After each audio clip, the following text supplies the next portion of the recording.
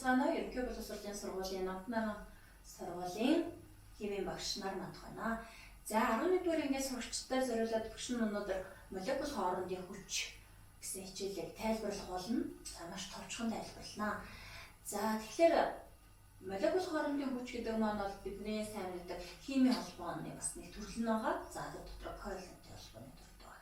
Тэгэхээр химийн холбоог бол дотор нь коvalенттэй холбоо, металлын холбоо, ионы холбоо гэж ангилж байгаа. Тэрнээс гадна устөрөгчийн холбоо гэдэг холбоо байгаа. За тэгэхээр устөрөгчийн холбоо бол хамгийн батчил сайтай, батгөх холбоо. За тэгэхээр хүүхдүүдээ та нар бодоод үзтээ. Усан дээр шавж маань яагаад доошоо живчихгүй? Яагаад гэдэм бол усан дээр шавж яагаад живхгүй? Дээгүүр нэгэд гიშгээд яагаад гэдэм бол. За тэгвэл тэнд устөрөгчийн холбоо одоо усны молекулд, усны нэгдэлд агуулгадж идэг учраас маш хүчтэй холбоо учраас тэнд одоо тэр шавж доошоо живхгүйгээр яваад байдаг байна. За мөн өвлийн улиралд ус яагаад тэлж хүлддэг юм бол та нар бодоод үзээрэй. Тэгэхээр энэ бол устөрөгчийн холбоотой хамааралтай зүйл байна. За тэгвэл устөрөгчийн холбоо гэж ямар холбоог хэлээд байгаа юм бэ гэхлээр нэг молекулын устөрөгчийн атом нөгөө молекулын цахилгаан сөрөг чанар ихтэй атомын хооронд үүсэх электростат гэдэг таталцлын хүчийг молекул хоорондын устөрөгчийн холбоо гэж нэрлэнэ. За багш нь танаас маш ойлгомжтой байх үднээс уншаад улам сайн ойлгох үднээс самбарт онлыг бичсэн байгаа. За тэгэхээр багш нь 3 бодисон дээр жишээ авъя. За их жишээ бол энэ бидний сайн мэддэг аммиак. За аммиак тэгвэл энэ устөрөгчийн холбоо байд юм байна. За тэгвэл азот маань за 7 электронтой.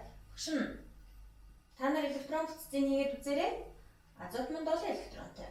За устөрөгч бол 1 электронтой тийм үү? Устөрөгч 1 электронтой. Тэгвэл 3 устөрөгчийн атомтай. За та нарын 3 устөрөгч байгааг анзаарч байна. 3 устөрөгчийн атомтай боловч азот нь 1 чөлөө тос электронтой. 1 чөлөө тос электронтой байх нь шүү дээ, тийм ээ? Тэгвэл тэр 1 чөлөө тос электроноороо устөрөгчийн холбоо үүсгэж идэг байна. За үлдсэн холбоо нь болохоор коvalенттэй холбоо үүснэ гэсэн үг байна. За тэгвэл H ботор дараагийн ялна. Бодос бол H ботор. За H ботор буюу ботор маань 9 электронтой. Та мэдэн тийм ээ? 9 электронтой, устөрөгч 1 электронтой. За тэгвэл боторд бол 3 хос чөлөөтэй. Одоо тийм ороод орох боломжтой, бусдад таталцах боломжтой электрон байдаг. 3 байдаг. За тэгвэл тэгвэл 3 чөлөөт хос электроноо 3 устөрөгчийн холбоо үүсгэх юм уу? Үгүй мэн. Энэ нэг л ширхэг устөрөгч байгаа учраас нэг устөрөгчийн холбоог үүсгэж идэг юм байна. За тэгвэл дараагийнх. За ус гэсэн түрүүн бид нар усан дээр нөгөө нэг шавж тогтдог гэж ярьсан тийм үү?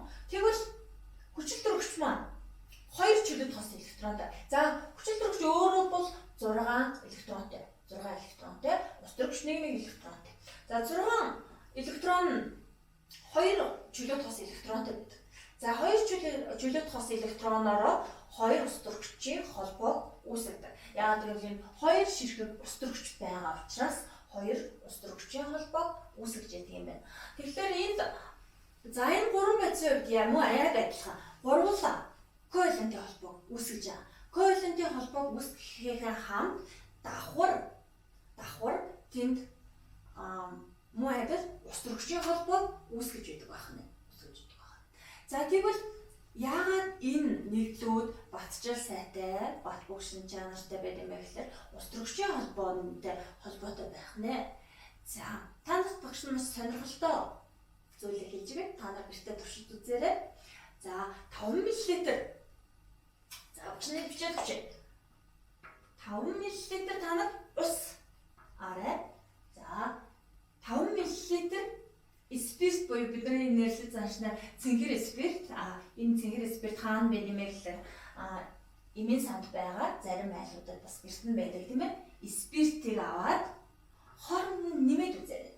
Мэдээж та бүхэн 10 гарна гэж 10 мл гарна гэж бодож байгаа. Энэ бол хэд гарах вэ гэдгийг та нарт асуултаар үлдээ. За эндээс багш нэг юм хэлье. Ус маань устөрөгчийн холбоогоор холбогддог. Спирт маань модаль ус рүүчийн холбоогоор холбогддог. За тэгвэл 5 мл усны дээр 5 мл спиртийг нэмэхэд хэдэн мл одоо спиртийн уусмал үсэх вэ? Та бүхэн гэртээ бодож үзээрэй. Анхаарал тавьсанд баярлалаа.